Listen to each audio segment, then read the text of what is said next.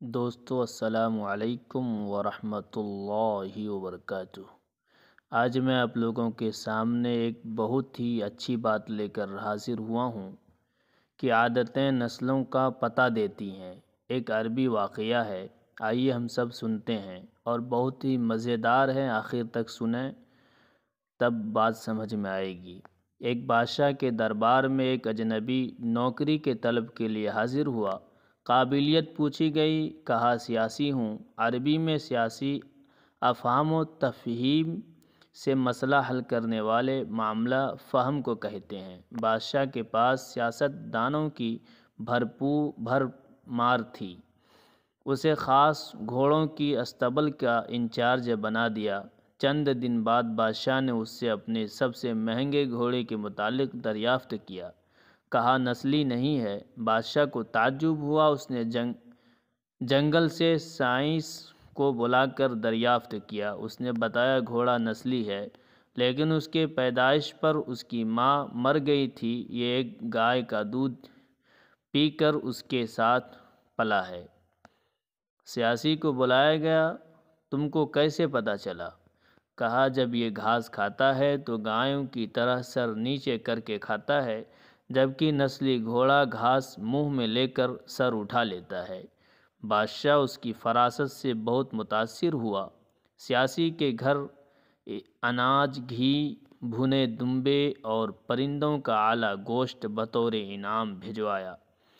اس کے ساتھ ساتھ اسے ملکہ کے محل میں تعینات کر دیا۔ چند دنوں بعد بادشاہ نے مصاحب سے بیگم کے بارے میں رائے مانگی۔ کہا طور و اطوار تو ملکہ جیسے ہیں، لیکن شہزادی نہیں ہے۔ بادشاہ کے پیروں تلے سے زمین نکل گئی۔ ساس کو بلا بھیجا، معاملہ اس کے گوش گزار کیا۔ ساس نے کہا حقیقت یہ ہے کہ تمہارے باپ نے میرے خاوند سے ہماری بیٹی کی پیدائش پر ہی رشتہ مانگ لیا تھا، لیکن ہماری بیٹی 6 ماہ ہی میں فوت ہو گئی تھی۔ چنانچہ ہم نے بادشاہت سے قریبی تعلقات قائم رکھنے کے لیے کسی کی بچی کو اپنی بیٹی بنا لیا۔ بادشاہ نے مصاحب سے دریافت کیا، تم کو کیسے علم ہوا؟ کہا اس کا خادموں کے ساتھ سلوک جاہلوں سے بدتر ہے۔ بادشاہ اس کی فراست سے خاصاً متاثر ہوا اور بہت سا اناج، بھیڑ بکریاں بطور انعام دیں۔ ساتھ ہی اسے اپنے دربار میں متعین کر دیا۔ کچھ وقت گزرا، مصاحب کو بلایا، اپنے بارے میں دریافت کیا۔ مصاحب نے کہا جان کی امان۔ بادشاہ نے وعدہ کیا۔ مصاحب نے کہا نہ تو تم بادشاہ زادے ہو، نہ تمہارا چلن بادشاہوں والا ہے۔ بادشاہ کو تاؤ آ گیا، مگر جان کی امان دے چکا تھا۔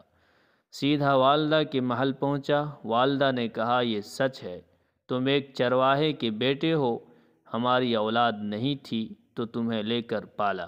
بادشاہ نے مصاحب سے پوچھا تمہیں کیسے علم ہوا؟ اس نے کہا بادشاہ جب کسی کو انعام و اکرام دیا کرتے ہیں تو ہیرے موتی جواہرات کی شکل میں دیتے ہیں، لیکن آپ بھیڑ بکریاں کھانے پینے کی چیزیں عنایت کرتے ہیں، یہ اسلوب بادشاہ زادے کا نہیں، کسی چرواہے کے بیٹے کا ہی ہو سکتا ہے۔ عادتیں نسلوں کا پتہ دیتی ہیں۔ عادات، اخلاق اور طرز عمل خون اور نسل دونوں کی پہچان کرا دیتے ہیں۔ بات سمجھ میں آئی دوستو؟ بہت ہی مزیدار باتیں تھیں یہ۔ دور اندیش